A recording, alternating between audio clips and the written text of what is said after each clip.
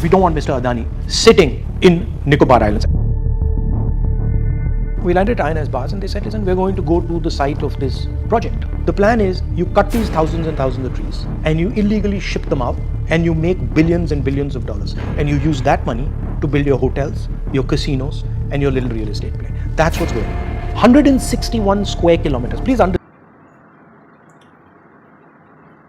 अभी आप राहुल गांधी को सुन रहे थे। राहुल गांधी बीते दिनों अंडोबार निकोबार के दौरे पर गए हुए थे, जहां वो आपका ग्रेट निकोबार गए, जहां ग्रेट निकोबार में जो मेगा प्रोजेक्ट जो भारत सरकार जो चलाना चाहती है और जिस तरह से वहां मनमाने तरीके से पेड़ पौधा प्राइवेट कंपनियां काट कर कसिनो और जो होटल बनाने का प्रयास में जो लगे हुए हैं, जिसका पोल पट्टी खोलने के लिए राहुल गांधी पहुंच गए। और राहुल गांधी का कहना था कि यहाँ लाखों पेड़ नहीं काटा जाएगा, सरकार झूठी जानकारी दे रही है, यहाँ पे करोड़ों पेड़ काटे जाएंगे। ये जो ग्रेट निकोबार का पूरा मामला क्या है आपको समझाएंगे, वीडियो में अंत तक बने रहिएगा। तभी अंडोबार निकोबार जो राहुल गांधी गए बीते दिनों आपका जो है दौरा पे, जहाँ खबर आया कि सरकार जो है वो प्राइवेट जो पूंजीपति है उनको, मतलब राहुल गांधी का कहना था, उनको यहाँ का ज़मीन देना चाहती है ताकि वो होटल पब बार और बनाएं और जो यहाँ का जो प्राकृतिक संपदा है उसका दोहन करें, जिसको लेकर के राहुल गांधी आवाज़ भी उठाए और अपना यूट्यूब चैनल पर वीडियो भी डाले हुए हैं। पूरा मामला क्या है आपको समझाते हैं, वीडियो में अंत तक बने रहिएगा तभी समझ पाएंगे। नमस्कार, मेरा नाम विश्वजीत कुमार और आप देख रहे हैं वाक फॉर इंडिया न्यूज। खबर जिस तरह से सामने आ रही है कि आपका राहुल गांधी 26-27 अप्रैल को गए हुए थे अंडोबार निकोबार का दौरे पर, जहां वो ग्रेट निकोबार भी गए और इंदिरा पॉइंट तक भी पहुंचे।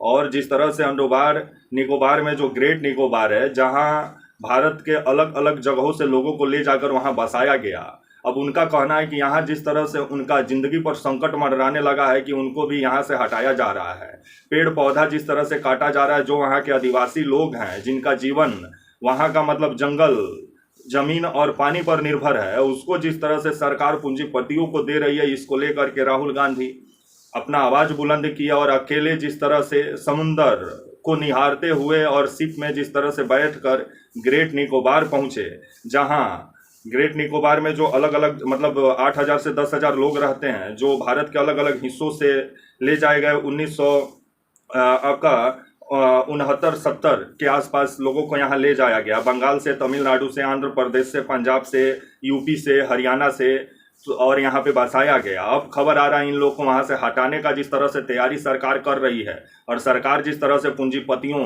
को यहाँ का प्राकृतिक संपदा देना चाहती है कि यहाँ लकड़ी काट काट के बेचो और बनाओ यहाँ पब बार और होटल।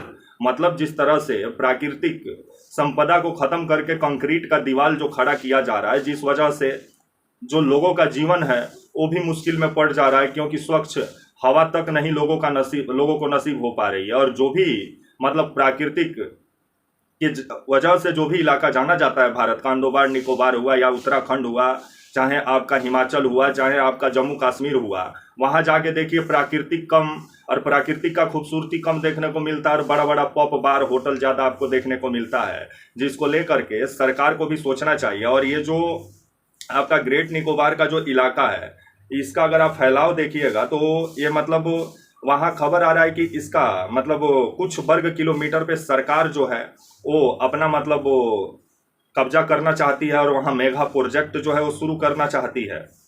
और अगर आप देखिए तो आपका जो अंडोबार निकोबार है वो आज 836 द्वीपों का समूह है, और बहुत ऐसे द्वीप हैं जहाँ जाना भी मना है, क्योंकि वहाँ अगर आप जाइएगा तो जिंदा आइएगा कि नहीं इसका भी गारंटी नहीं है। तो वहीं आपका जो श्री विजयपुरम राजधानी है आपका जो है अंडोबार निकोबार का, अगर अंडोबार निकोबार की जनसंख्या देखें तो 4 लाख बताई जाती है 2000 आपका जो 11 का जनगणना के अनुसार। तो वहीं खबर आ रहा है कि आपका जो ये इलाका है आपका ग्रेट निकोबार, खबर आ रहा है कि 910 से लेकर के 921 वर्ग किलोमीटर में फैला हुआ है। मान के चलिए 2.25 लाख एकड़ में, और इसमें से आपका जो है 166 वर्ग किलोमीटर पर सरकार अपना मेगा प्रोजेक्ट शुरू करना चाहती है। मान के चलिए 18% द्वीप का हिस्सा सरकार अपने कब्जे में कर उस पर मेगा प्रोजेक्ट शुरू करेगी, और उस मेगा प्रोजेक्ट में जैसे मतलब वहाँ पे बड़ा पोर्ट बनाना हुआ, जो समुद्री जो व्यापार होता है उसका मतलब बंदरगाह बनाने के लिए आपका इस जगह को चुना गया है ग्रेट निकोबार को।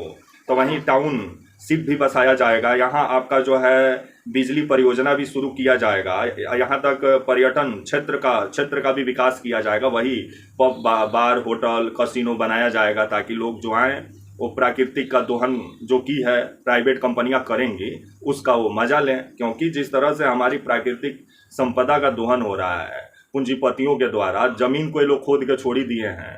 अब जो पेड़ पौधा बचा है, जो भी पहाड़ पठार बचा है, उस पर जिस तरह से ये लोग कब्जाने का शुरुआत किए हैं, जिसको लेकर के राहुल गांधी जोर शोर से आवाज़ बुलंद किया। उनका कहना था कि यहाँ का जो 160 वर्ग किलोमीटर जो ज़मीन है यहाँ का, वो आपका जो है वो सरकार अपने बड़े बड़े पूंजीपतियों को देना चाहती है, अडानी और अंबानी जैसे पूंजीपतियों को। तो वहीं अब आने वाले समय में जो ग्रेट निकोबार को लेकर के राहुल गांधी जो सवाल उठाए हैं, उनका कहना है कि अगर ग्रेट निकोबार का विकास करना है तो बिना पेड़ काटे हुए भी किया जा सकता है। यहाँ खबर आ रहा है कि सरकारी आंकड़ों के अनुसार सरकार बोलती है ग्रेट निकोबार में 18 लाख से ऊपर पेड़ है और 7 लाख पेड़ काटे जाएंगे। लेकिन राहुल गांधी का कहना है कुछ ही इलाकों में लाख पेड़ पार कर जाते हैं। और यहाँ अगर इस तरह से सरकार 166 वर्ग किलोमीटर अगर पूंजीपतियों को देगी तो यहाँ का पेड़ काटेंगे और भारी तादाद में पेड़ कटेगा, करोड़ों के तादाद में, जिसको बेच करके पूंजीपति यहाँ बड़ा बड़ा होटल और बार बनाएंगे। और जो यहाँ का आदिवासी हैं वो दर दर भटकने का काम करेंगे और आदिवासी भी इसको लेकर के जोर शोर से आवाज़ बुलंद किए हैं। तो वहीं जो लोग वहाँ ले जाकर बसाए गए आपका 8,000 से 10,000 के तादाद में, उनका कहना है कि एक बार तो सरकार यहाँ लाकर बसाई, लेकिन दूसरा बार यहाँ से उजाड़ने का तैयारी कर रही है, सिर्फ अपने पूंजीपति जो मित्र हैं मोदी जी का, उनको खुश करने के लिए। तब आने वाले समय में जिस तरह का मतलब स्थिति बना हुआ है, अब आने वाला समय ही बताएगा कि, और यहाँ के लोग काफ़ी चिंतित भी हैं। और सरकार का कहना है कि नहीं ऐसा कुछ नहीं है, राहुल गांधी झूठा खबर फैला रहे हैं। तो राहुल गांधी तो खुद गए ग्रेट निकोबार, वहाँ जाकर लोगों का समस्या भी जाने, वहाँ का जंगल भी घूमे और राहुल गांधी वहाँ दिखाए कि कैसे सरकार झूठ बोल रही है। क्योंकि यहाँ करोड़ों के तादाद में पेड़ हैं जिसको काट करके यहाँ समतल बनाया जाएगा, उसके बाद पब और बार और होटल बनाया जाएगा। जो अंडमान निकोबार द्वीप समूहों के लिए जाना जाता है, समुंदर की खूबसूरती के लिए जाना जाता है। अगर आप अंडमान निकोबार जाते हैं तो समुंदर को अगर आप वहाँ नंगे आंखों से देखेंगे तो अंदर तक आपको 1 से 2 किलोमीटर तक दिखाई देगा। अगर समुंदर का अंदर का खूबसूरती देखना है तो आप अंडमान निकोबार जाइए, स्कूबा डाइविंग आप करके देख सकते हैं।